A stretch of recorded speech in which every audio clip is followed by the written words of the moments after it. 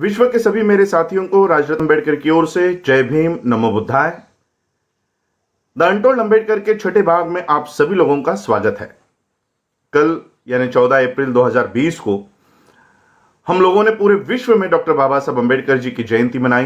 कानून का पालन करते हुए, नियमों का पालन करते हुए पूरे विश्व में बाबा साहब अम्बेडकर जी की जयंती मनाई गई। इसलिए मैं सभी अम्बेडकरवादियों का तहे दिल से शुक्रिया अदा करना चाहता हूं। कल मोदी जी ने भी अपने भाषण में डॉक्टर बाबा साहब अम्बेडकर जी को अभिवादन किया। इसलिए मैं मोदी जी को भी श्रद्धांजलि अर्पण करना चाहता हूं कि मोदी जी ने बाबा साहब अम्बेडकर जी को अभिवादन किया। उसके लिए मैं मोदी जी को भी श्रद्धांजलि अर्पण करता हूं। देखिए, हर साल हम लोग डॉक्टर बाबा साहब अम्बेडकर जी की जयंती मनाते हैं। मैं उदाहरण के तौर पर महाराष्ट्र की बात आपको बताना चाहता हूं। महाराष्ट्र में 36 जिले हैं, 36 डिस्ट्रिक्ट्स है। हर डिस्ट्रिक्ट में डॉक्टर बाबा साहब अम्बेडकर जी की जयंती हर साल बड़े ही उत्साह के साथ मनाई जाती है। सोलापुर, नांदेड़, यहाँ ठाणे, मुंबई और कई सारे ऐसे भुसावल, जलगांव, ऐसे कई सारे डिस्ट्रिक्ट्स हैं जहां पर न्यूनतम मिनिमम 2 से 5 करोड़ का खर्चा एक जिले का बाबा साहब अम्बेडकर जी की जयंती का होता है। पूरे महाराष्ट्र का अगर आंकड़ा लिया जाए, 2 करोड़ भी हम लोग एक जिले की जयंती का फंड या रकम पकड़ते हैं, तब भी 36 जिलों से अगर हम लोग मल्टीप्लाई करते हैं तो 70 से 72 करोड़ का खर्चा सिर्फ महाराष्ट्र में डॉक्टर बाबा साहब अम्बेडकर जी के जयंती पे होता है। और वो डीजे, ढोल, ताशे, फटाके, आकाश में वो सारे फटाकों का बहुत बड़ा जश्न मनाया जाता है 13 अप्रैल के रात से। तो एक स्टेट में, पूरे भारत के एक स्टेट में 70 करोड़ का खर्चा होता है। पूरे भारत में ये पूरा आंकड़ा अगर एवरेज पकड़ा जाए तो 500 करोड़ से भी ऊपर जाएगा। मैं सिर्फ मिनिमम कुछ कुछ स्टेट्स को इसमें नहीं पकड़ रहा हूं, तो फिर भी हम लोग 500 से 800 करोड़ का खर्चा सिर्फ भारत में करते हैं। और पूरे विश्व में यह आंकड़ा 1500 करोड़ का जाता है। यानी बाबा साहब अम्बेडकर जी की एक साल की जयंती का खर्चा पूरे विश्व का मिनिमम, न्यूनतम ये 1500 करोड़ का खर्चा हम लोग बाबा साहब अम्बेडकर जी के जयंती पे करते हैं। और करना भी चाहिए। 1500 नहीं, 15,000 करोड़ का भी खर्चा अगर करने की नौबत आती है तो वो भी करनी चाहिए। लेकिन किसने करनी चाहिए, किसने करनी चाहिए? चलिए जानते हैं बाबा साहब अम्बेडकर जी के लिखे हुए उस भाषण के दायरे से कि बाबा साहब अम्बेडकर जी की जयंती कैसे मनानी चाहिए। खुद बाबा साहब अम्बेडकर जी के इस स्पीच से। बाबा साहब अम्बेडकर जी की जयंती 14 अप्रैल 1956 की जयंती, 1956 की जयंती बाबा साहब के मुंबई के कार्यकर्ता चाहते थे कि बाबा साहब के जो बर्थ एनिवर्सरी है वो बहुत बड़े जश्न के साथ मनाई जाए। तो ये मुंबई के कार्यकर्ता बाबा साहब अम्बेडकर जी के पास आए।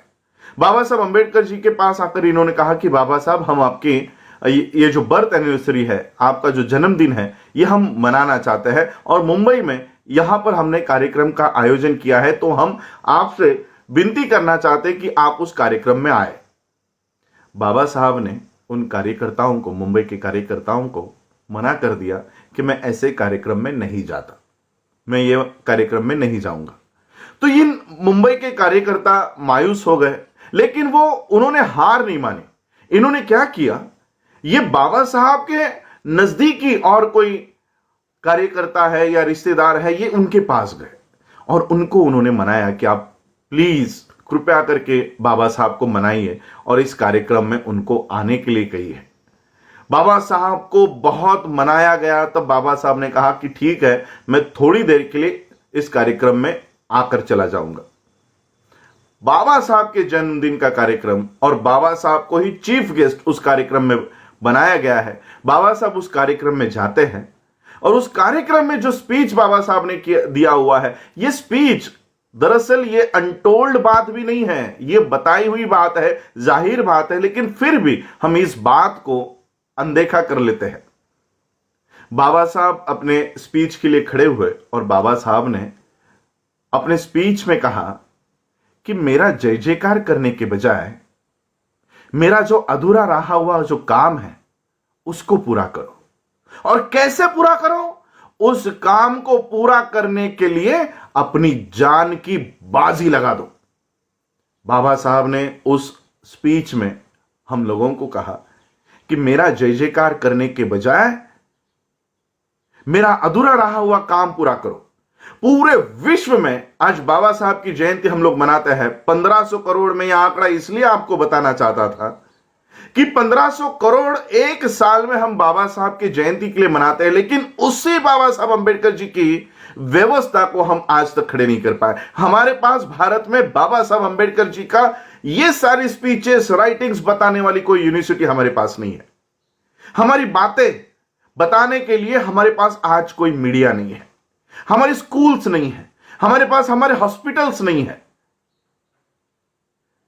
1500 नहीं, 15,000 करोड़ रुपए भी अगर बाबा साहब अंबेडकर जी की जयंती मनाने के लिए अगर लगते हैं तो 15,000 करोड़ रुपए भी लगाकर हमको बाबा साहब की जयंती मनानी चाहिए। लेकिन किसने मनानी चाहिए?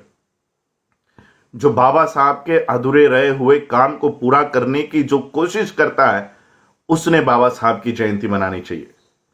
वरना हमारे यहां पर जयंती मनाते हैं, शराब पीकर डीजे में नाचते हैं, ऐसे लोग भी बाबा साहब की जय जयकार करते हैं। दूसरे दिन गणेश के चरणों में जाते हैं, ब्रह्मा के चरणों में जाते हैं, ऐसे लोग भी बाबा साहब की जयंती मनाते हैं। ब्राह्मणों को घर में बुलाकर उनसे होम हवन करवाते हैं, ऐसे लोग भी बाबा साहब की जयंती मनाते हैं। क्या इन लोगों को बाबा साहब की जयंती मनाने का अधिकार है? ऐसे लोगों को डीजे लगाकर ढोल ताशे बजवाकर नाचने का अधिकार है?